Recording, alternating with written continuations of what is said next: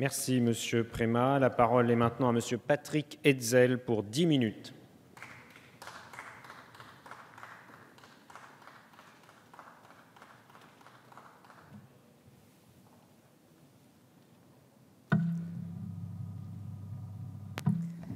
Monsieur le Président, Monsieur le Ministre, mes chers collègues, je pensais qu'une telle résolution pouvait faire consensus. Manifestement, je note que ça n'est pas le cas. Vu l'intervention de notre collègue, ça montre une nouvelle fois le peu de cas que l'on fait d'une résolution pourtant portée par plus de 120 députés. L'intérêt des jeunes Français en collège ou en lycée d'aller passer une année à l'étranger ne cesse de croître. Ils sont aujourd'hui des milliers à vouloir faire le choix de passer une année dans un établissement scolaire à l'étranger, souvent dans un pays de l'Union européenne. L'intérêt primordial est naturellement de maîtriser parfaitement une langue, a fortiori étrangère. Cela leur permet aussi d'appréhender un système scolaire différent, de découvrir la diversité des cultures et des modes de vie. C'est un moment d'enrichissement pour les jeunes qui ont la chance de vivre évidemment cette expérience.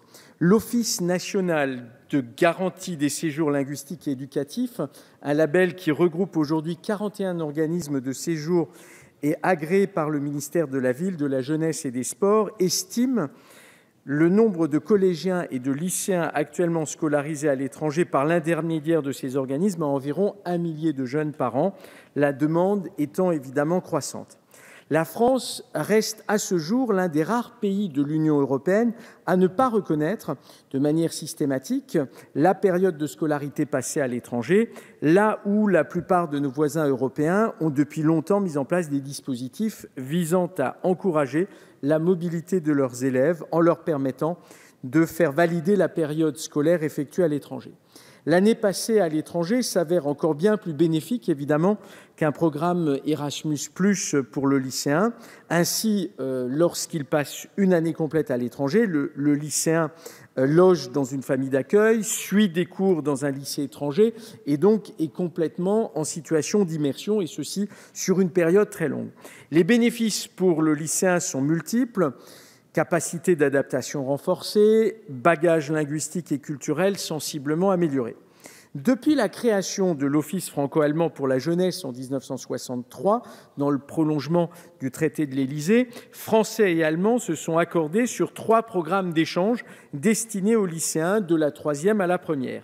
Cependant, dans ce cas précis, les lycéens ne logent pas en famille d'accueil. Il s'agit d'un échange réciproque, d'ailleurs qui se décline avec donc 3 facettes. Le fameux programme Heinrich Heine qui va de 3 à 6 semaines, le programme Brigitte Sausset pendant 3 mois, le programme Voltaire, c'est un échange de 6 mois. Il existe également d'autres programmes tels que l'année scolaire dans un lycée d'enseignement français de l'étranger, avec par exemple des bourses dites bourses de Londres pour 6 lycées en Europe, ou encore les échanges franco-britanniques avec, là aussi, différents dispositifs. Si les recruteurs sont de moins en moins frileux vis-à-vis de ce séjour à l'étranger, la France, aujourd'hui, ne valorise que très peu ce type d'expérience. Aussi, l'année à l'étranger n'est pas reconnue, et c'est la raison de cette résolution, par le ministère de l'Éducation nationale. Ceux qui partent, par exemple, en terminale, devront donc redoubler pour passer leur bac, à moins de le tenter par correspondance. Et vous avouerez que ça n'est pas facile lorsque, en même temps, on est scolarisé dans un établissement, dans un lycée à l'étranger. Cependant, le projet relatif à l'encadrement de la mobilité européenne et internationale au collège et au lycée vise à ouvrir le système éducatif français aux contextes européens et internationaux, notamment par le biais de partenariats scolaires. Sur le site du ministère de l'Éducation nationale, il est indiqué aujourd'hui qu'à l'horizon 2017, 100% des collèges et des lycées seront engagés dans un partenariat scolaire avec un établissement étranger.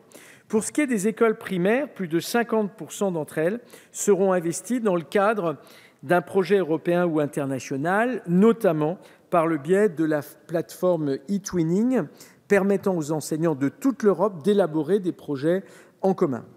À ce sujet, divers outils restent à mettre en place, notamment La circulaire qui est actuellement en vigueur, qui encadre les mobilités à l'étranger, doit être mise à jour afin de mieux sécuriser la mobilité de l'élève parti à l'étranger. D'autre part, un élève parti en mobilité dans le cadre d'un partenariat entre son établissement et un établissement étranger pourra voir celle-ci reconnue et ainsi passer dans la classe supérieure.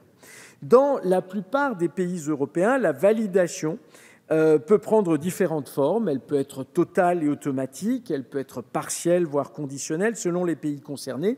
En tout cas, quoi qu'il en soit, l'élève a toujours la possibilité de redoubler s'il ne se sent pas prêt à passer à la classe suivante.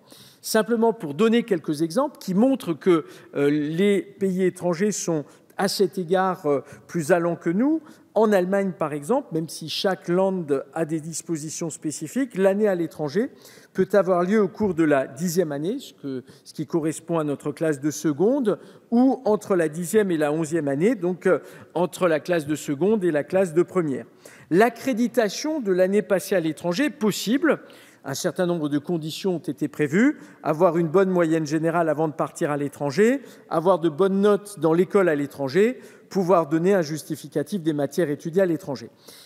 De cette manière-là, il est important de noter que l'Allemagne envoie aujourd'hui 11 fois plus de lycéens dans des programmes d'échange que la France. Cela devrait tout de même nous interroger.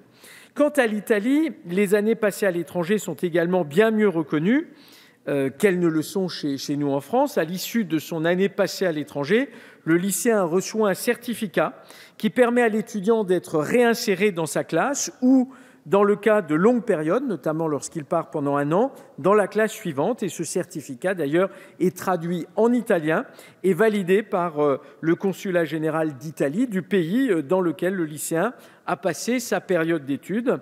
Cependant, il est également possible que l'élève rattrape une partie des programmes non réalisés lorsqu'on considère qu'il y a un décalage trop important entre ce qu'il a pu faire dans le pays étranger et ce qu'il réalise en l'occurrence en Italie.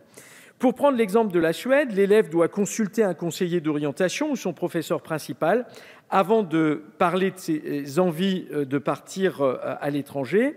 Le lycéen peut à partir de là valider son année et obtenir un relevé de notes, d'ailleurs y compris avec un descriptif des cours ainsi que des appréciations de ses professeurs à l'étranger. Et selon la correspondance entre ce qui aura été fait à l'étranger et en Suède, l'élève soit se voit valider de manière intégrale le cursus effectué à l'étranger ou éventuellement on lui demande de passer telle ou telle épreuve de validation des connaissances.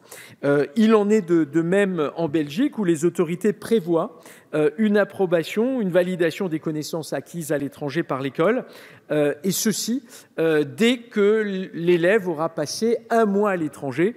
Cela sera pris en considération.